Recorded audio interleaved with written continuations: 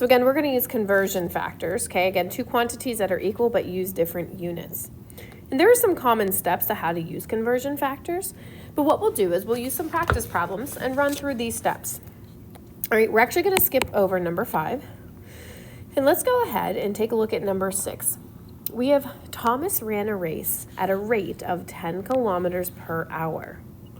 Okay, we can immediately write that as 10 kilometers per 1 hour. What was his speed in kilometers per minute? We want to have kilometers per minute. So if I have kilometers per hour, I really just need to change hours into minutes. So let's go ahead and we'll write our unit rate, right, that we're given, 10 kilometers per hour.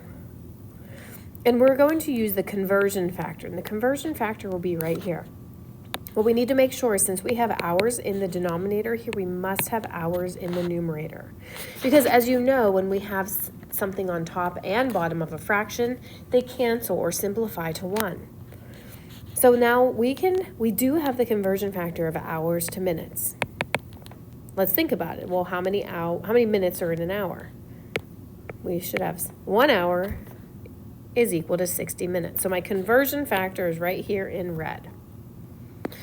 I'm going to cancel those hours, and I'm left with, and I'll circle them in green, kilometers per minute. That's what I want. So in the calculator, what I'll do is I'm going to multiply straight across. What's 10 times 1? 10 kilometers. 1 times 60 is 60 minutes. Okay? So when I divide that, I can get 0.167 kilometers per minute. Right, that's his speed. This is my final answer. Oh, round to the nearest hundredth, so 0.17. All right? That's using a conversion factor.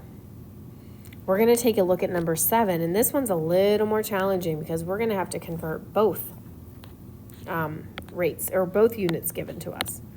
So Mr. Calvetti cycled 56 miles in 4 hours. What is his unit rate? And then what is his speed in feet per second? So we're given the fact that he cycles 56 miles per hour in 4 hours, 56 miles in 4 hours. So what's the speed in feet per second? Well, let's first find the unit rate. So we have 56 miles per 4 hours. Let's go ahead and find what that unit rate is. So what we can do is do 56 divided by 4.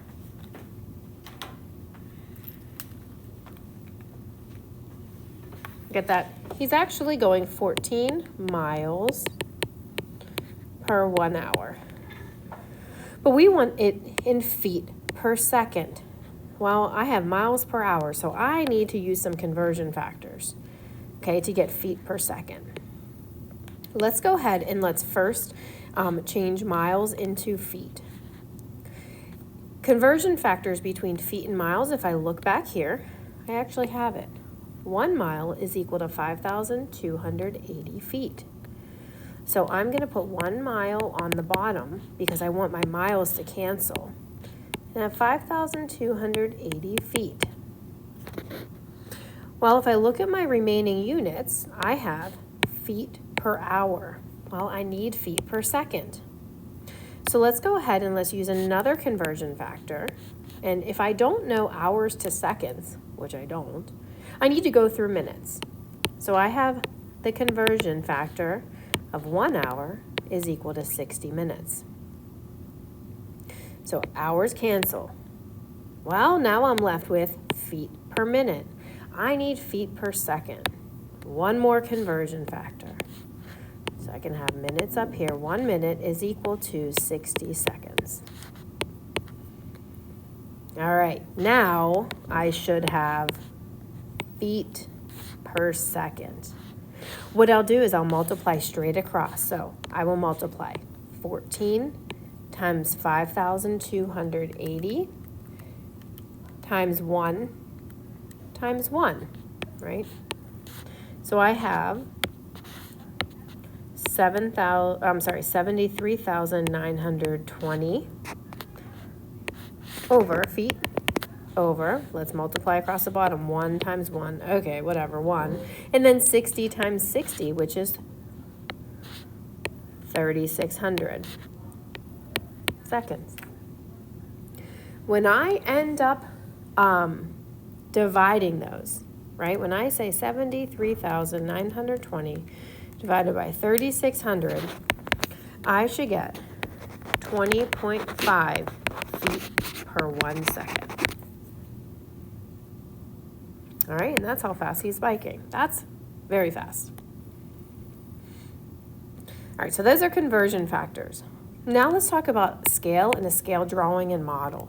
A scale is a ratio between two sets of measurements. So sometimes when you look at maps, it'll say 1 inch on the map really represents 3 miles in real life. So it's always a ratio, okay? A scale drawing and a model, so it uses a scale to represent an object that is either much smaller or larger than the actual object, okay? Sometimes we'll see scales of buildings, obviously models of buildings.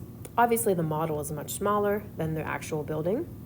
Or we may see models of body parts, okay? And then therefore that means that the model is actually much bigger than the actual body part. All right, so let's take a look here. We have a scale model of a human heart, 16 feet long. And the scale is 32:1, okay? So how many inches long, that's supposed to be 1L, is the actual heart it represents? All right? So we can think drawing to actual, it depends on the problem, small to big, okay? This case, it's actually, it's gonna be model to actual, all right? And if the model of the human heart is, the scale that we're gonna go with, the scale is actually 32:1, right? The scale is the model, the 1 is the actual. Well, let's go ahead and use those same labels. And let's say, well, a scale model, right? A model is 16 feet long. Well, we don't know how much the actual heart is. So let's go ahead and cross multiply. Right, so we have 32x equals 16. One-step equation tells us that x is 0.5 feet, right? Because that's what it was given in. I want the inches. So we can think, well, how many inches are in half of a foot? Hopefully you guys came up with 6 inches. So the actual heart is 6 inches long that this model represents. Okay? All right, last one. A contractor has a blueprint for a house drawn to the scale of 1 inch is equivalent to 3 feet. A blueprint is a drawing of a building or house, much smaller, obviously. They're kind of like the directions. All right, so we have a scale of 1 inch to 3 feet. And a wall on the blueprint is 6.5 inches long. So notice I have inches to feet. All right, so 6.5 inches is how many feet? I don't know, we have to solve it. All right, so we could even think of like this is our small picture to our real big house. Okay, I'm gonna cross multiply and I actually get that x is equal to 19.5 feet. So my wall is actually 19.5 feet long.